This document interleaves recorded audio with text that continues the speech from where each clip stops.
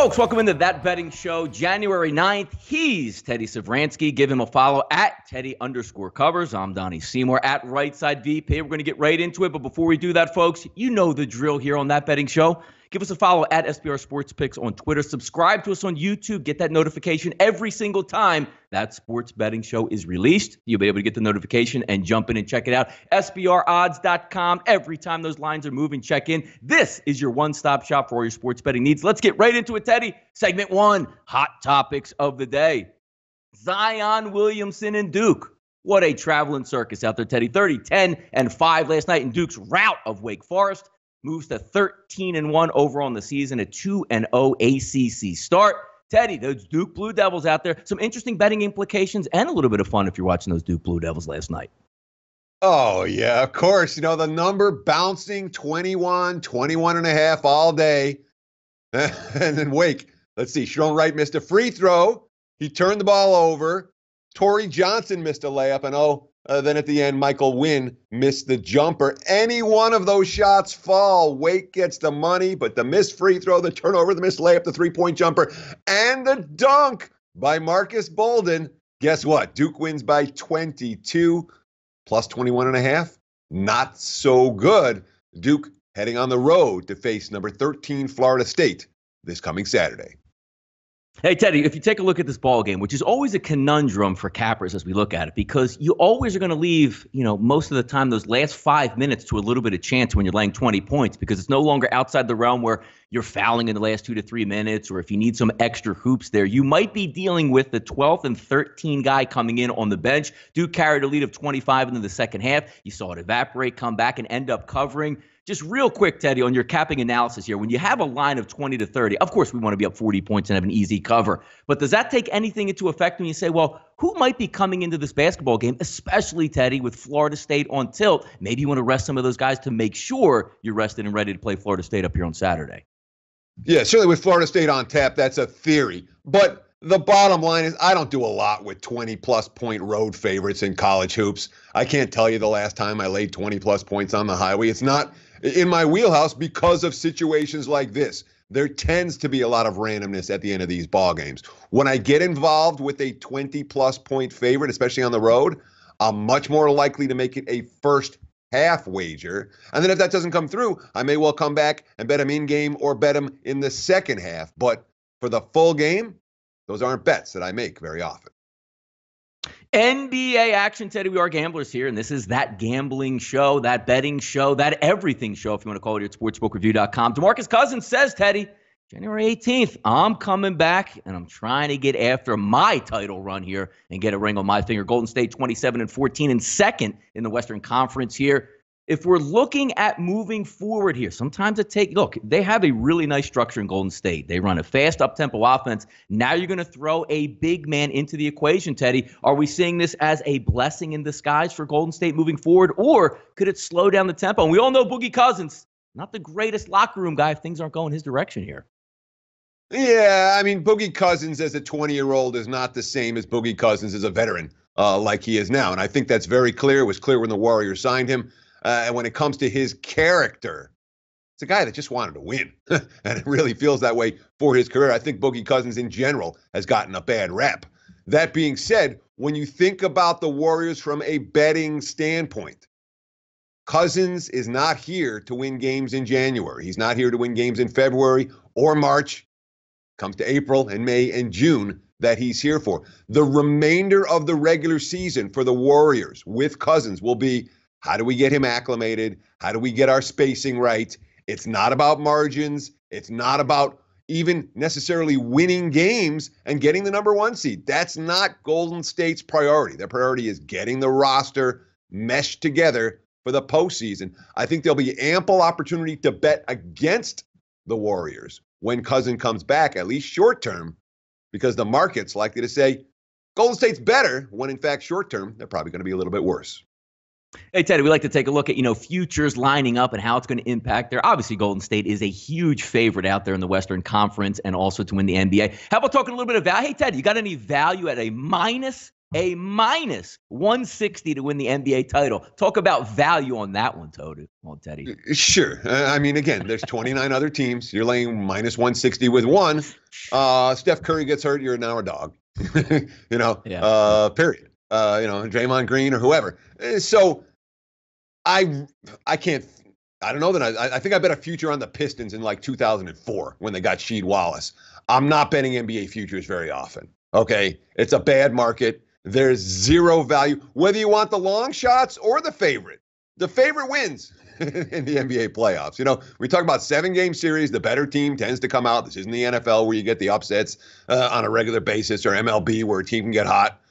So the chalk wins, laying minus 160 in January for the championship in June with the Warriors. No, that's not value. I have zero NBA futures in my pocket right now, and I don't plan on buying one anytime soon.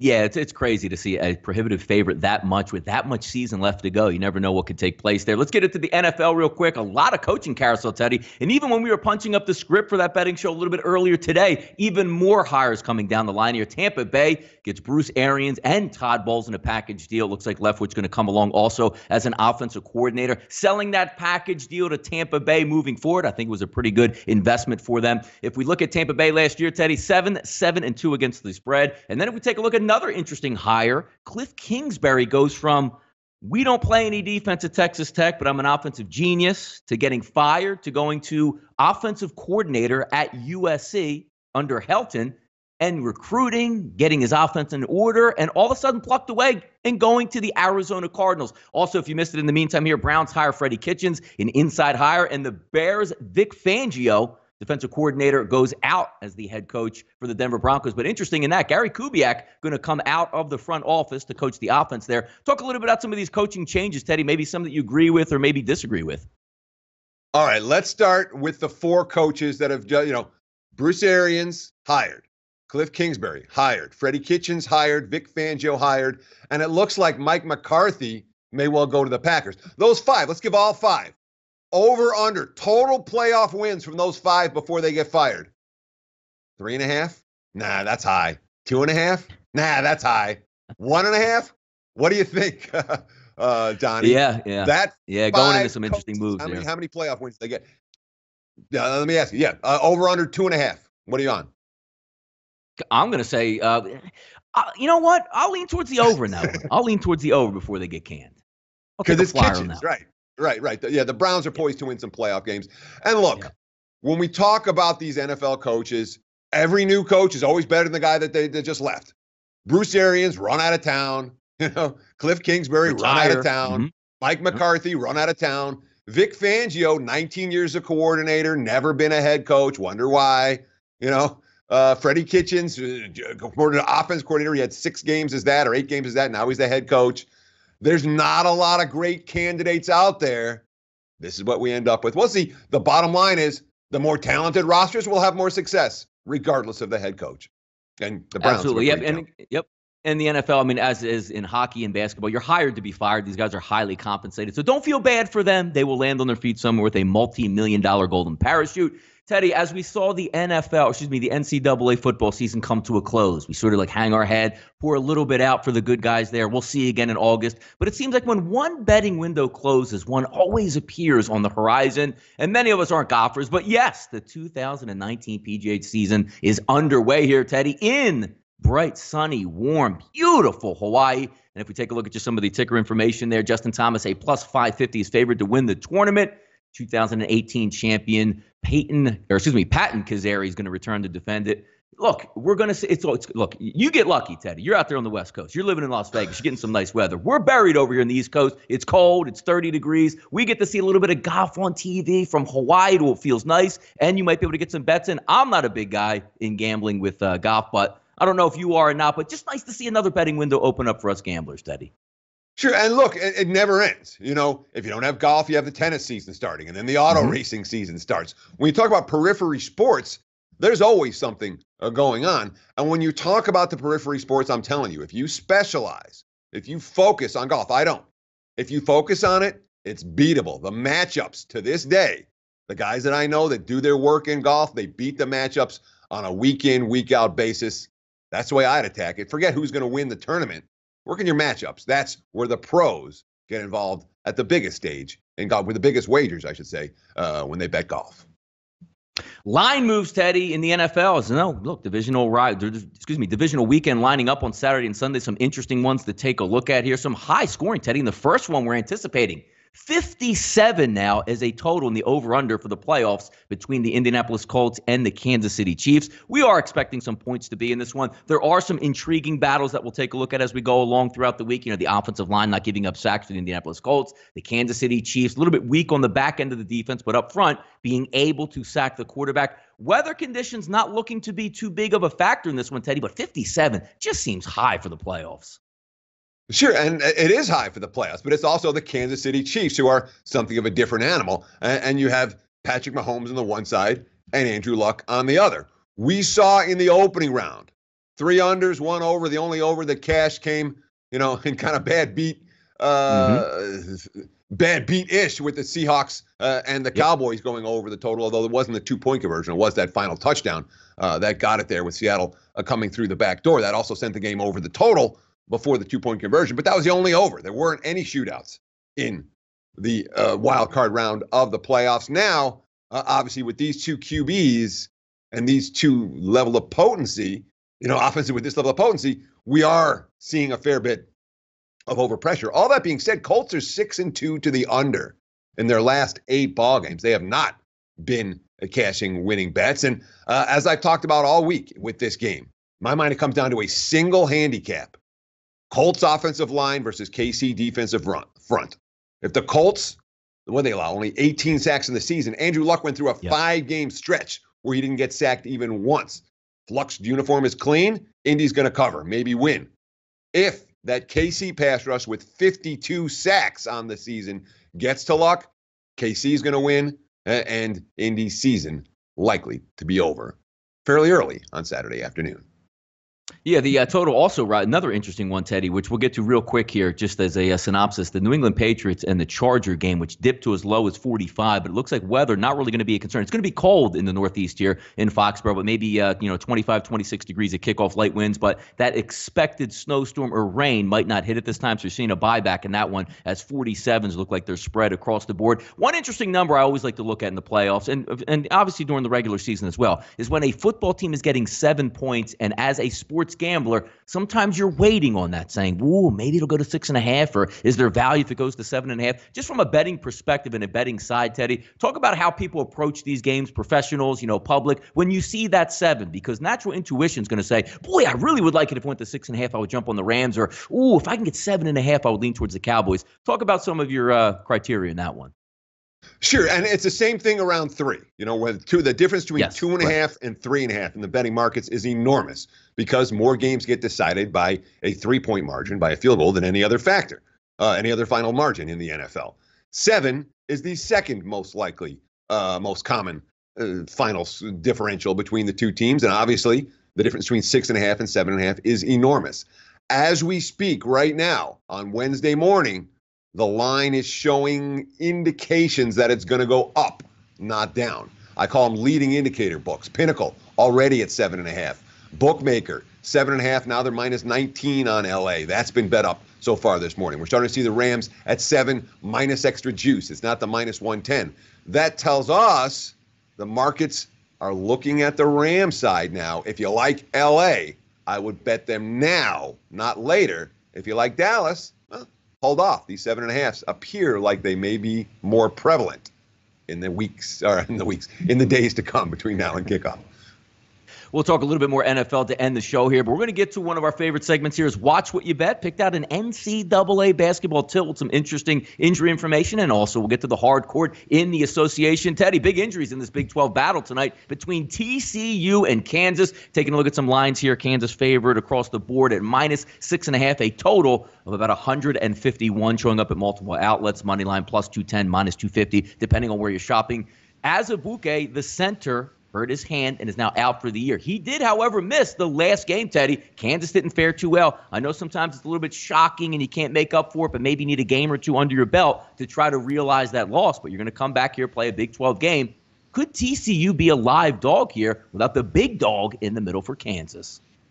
The market certainly thinks so. Those 6.5 have been bet down. The 6s are pretty much gone. Now we're looking at 5.5 across the board. So the money, no doubt, has come on the Horned Frogs. And make no mistake about it, that sharp money, the wise guys did not like. I mean, what they flatlined the other night at Iowa State. 77-60 loss without Azubuike. But it is a different story for Kansas at home without their center. I understand. Hey, they're without their big guy. They go on the highway. They get smacked in the mouth early, and it went south from there. This is a different scenario with the home crowd giving them a little bit of an extra boost. When you're betting against Kansas at Fog Allen Fieldhouse, you better have a darn good reason to do so. I don't tonight. I think that the Azubuike injury is firmly factored into this point spread, perhaps a little bit too much.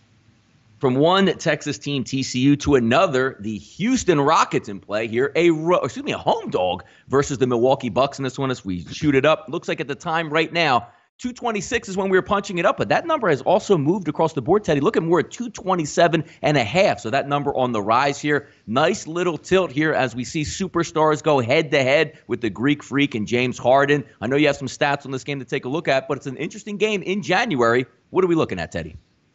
We're looking at the top two candidates for the NBA MVP tonight. This one should be a lot of fun. The point spread telling us that this game likely to be competitive. But interesting to note, Milwaukee has road chalk at Houston. This is a Rockets team that's been red hot. What do they won? 8 of their last 10 overall. I think they won 10 straight at home.